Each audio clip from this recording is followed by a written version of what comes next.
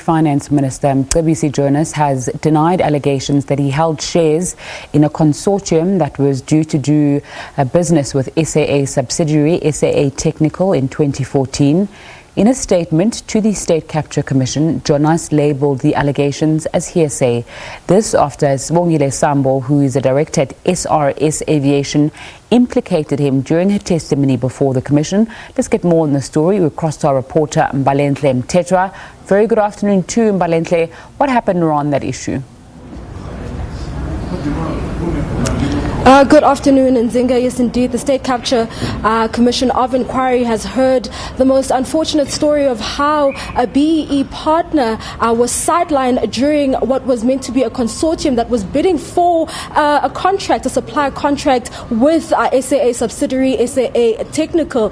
We've heard evidence from Sibongile Sambo talking about how she was sidelined in favor of someone she says she was told was related to former Minister of Finance Mcebisi Jonas, and she says that this person had taken over this deal and this consortium because he was taking care, looking after former Finance Minister Mcebisi Jonas's interest because he was holding shares on his behalf. Now we understand that former Minister of Finance Mcebisi Jonas has denied these allegations in a statement to the State Capture Commission of Inquiry. It seems as though today's evidence is essentially Sibongile Sambo's word against some of the implicated witnesses, implicated parties that she mentioned during her testimony. She also spoke about someone else who also refuted the allegations against them. She spoke about head of procurement at SAA Technical, and that is none other than Mcebisi, who she says that is the one who had informed her and told her that Bongani Mure was in fact related to then Deputy Minister of Finance Mcebisi Jonas.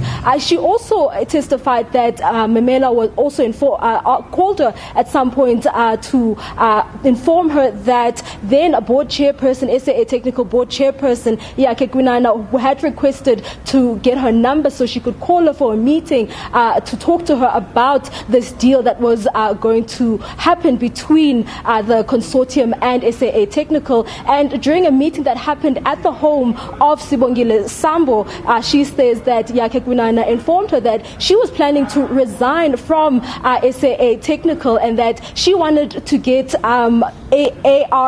AAR's number in order to get her hands on the tender documents. And she says that this was so that however, she's refuted these claims, saying that she never requested a meeting with Sambo, and that Sambo is the one who'd actually come forward and requested a meeting. We understand that there was a second meeting, and in the second meeting we heard about an amount of 100 million rand that was requested by Yake Gwinana from Sibongile Sambo, which Gwinana has denied in an affidavit to the State Capture Commission of Inquiry. We understand that this 100 million rand could have been a bribe that was being requested at the time by Yake Gwinana.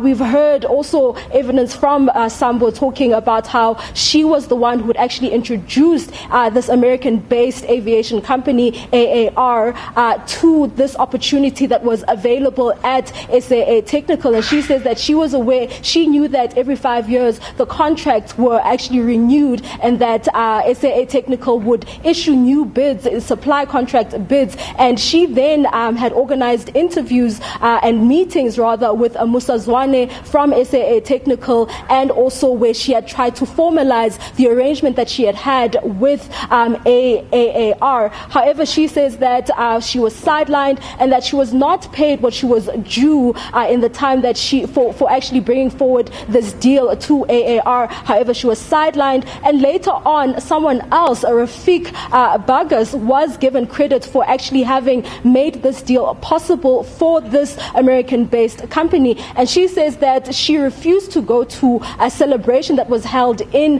the UK, where credit was given to this person, Burgess, who was actually former Minister of Public Enterprises, Alexander Irwin, during in 2008.